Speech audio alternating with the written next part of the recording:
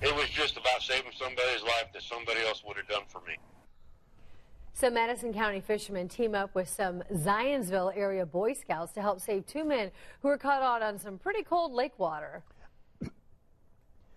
Excuse me. David McAnally tells us what led to that rescue and what the two kayakers were wearing that helped save their life.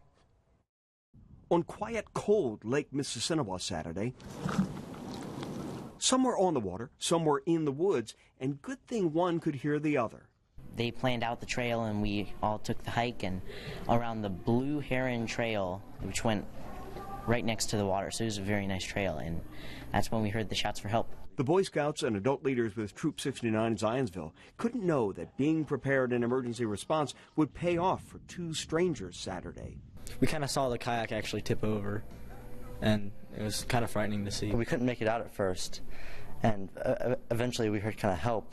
Two men in the water when their kayaks capsized. Be prepared? They were. One of the boys who was in charge of leading the actual hike had a map, and he was able to show on the map where we were, so when we were talking to 911, we could tell them exactly where we were. And where the victims were.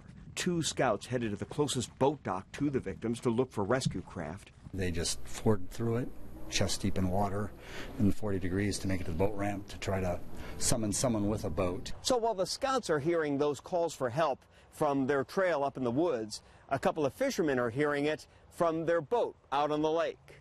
It was scary to see the two guys in the water. The first guy was a little hard to get in because he slipped out of my buddy's hand. He was shaking pretty bad, took off my coat and covered him up, and then we went and got the other guy. Teamwork.